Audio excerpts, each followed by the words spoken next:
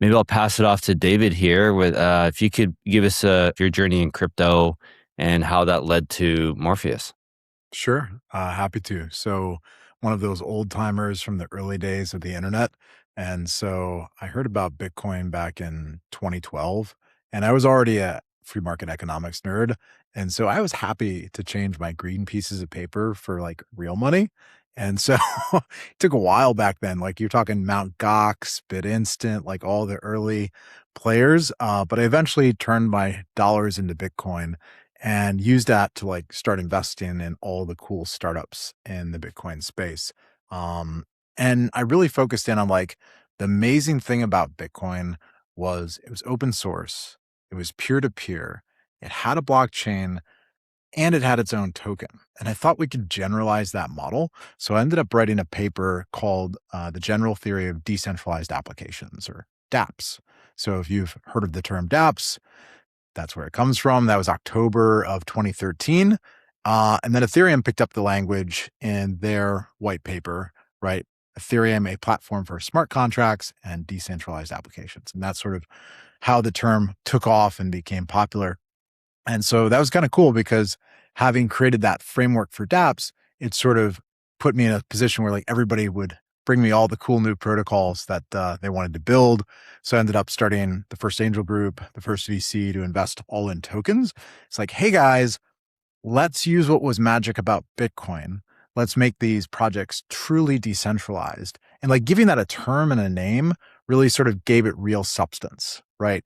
And even today, like we talk about, like, is something really decentralized? I think those are sort of still the four core tenets. So anyway, coining the term dApps, that kind of set me on this cool trajectory where I got to help with all the different projects, launch of Ethereum, the launch of the first second layers on top of Bitcoin and Ethereum. If you remember the old days of Factom in 2015, 2016, the first second layer. And yeah, I've just been on that journey ever since, helping build like, okay, what's the next thing that we can apply this decentralization model to? And a couple of years ago, I was in AI back in 2011, back when we called it, machine learning and natural language processing, right? There were no transformers, there were no LLMs. I kind of realized I was too early to the wave back in 2011. But I picked up my head after a decade in crypto in 22, and I was like, wow, all this stuff we were dreaming about AI doing in 2012, like it's actually doing in 22, 23, right? It's starting to be really interesting. So I was looking around and I was like, you know what AI needs? Decentralization, right? And it's like, that's my whole thing, right? So I was like, all right, guys, how about we take the same model and apply it to AI? What would that look like? So I ended up writing a paper on smart agents, an AI that I can actually own, one that's connected to my wallet. Because I believe not your keys, not your AI, right? And those keys ought to control your data, your prompts, your access to the inference, your agent, everything about that. So 23, like nobody was talking about agents yet. Like this is still like the early days of ChatGPT and like it's mostly a chat bot to people. But I was looking forward a few years and I was like, no. This is going to get to the point where I can run these agents. And I really, really want to own this because this is basically an extension of my intelligence. Like, do I own my own brain power? Like, that seems really important in the future that I own my own mind, right? And so it set me on this trajectory where I started writing and talking about it. And then I think it was September of 23, some Anons dropped a white paper and they called themselves Morpheus, Trinity, and Neo. And they sent it to everybody in the community. And they're like, yeah, this smart agents thing is cool, but if it's just some hobbyists running on their own computer, this is never going to go mainstream. Most people don't have powerful hardware. You need a network, right?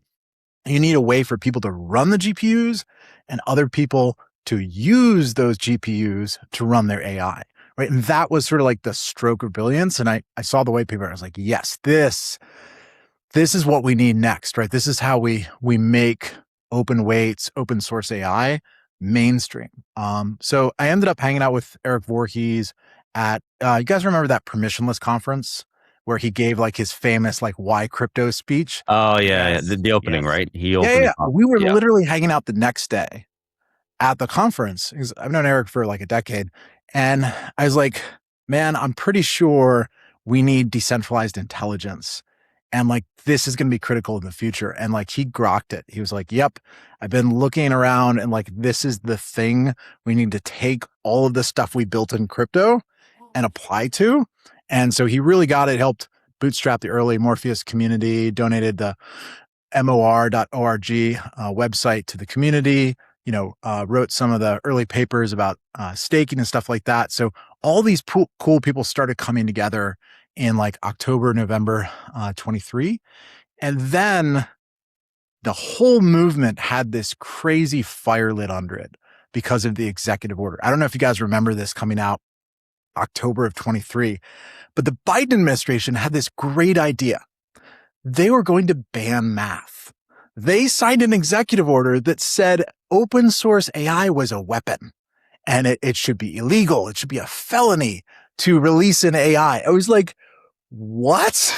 What do you mean you're going to make math illegal? And this was crazy because if you know the history of crypto, it should remind you of the crypto wars of the 90s when they tried to make encryption illegal for email, right? And if you remember, famously, right, Zimmerman, released an open source PGP as his rebellion against no, math should not be illegal, right? And then famously was arrested and won in the courts because the courts, for some reason, were unwilling to ban, books and T-shirts and language. Something about the First Amendment in 1995 still applied. And so, for a lot of people in crypto, there's oh, this is the crypto wars 2.0.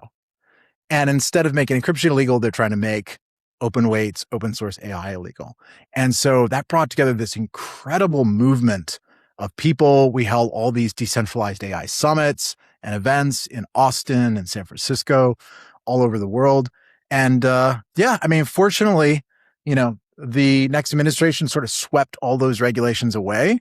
So we went from do we have to leave the country to okay, now we can actually build this and go as fast as you can because we've got a window open where we can build this. And so the community built the protocol, released it. It's been live since 2024.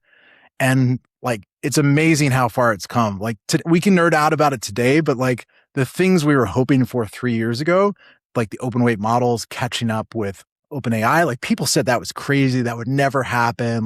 You're never going to compete with these big companies, but here we are. So that's the story of how Morpheus sort of came as this movement and then got built and now is a way for people to access any of these models that they want in a way that they can actually own.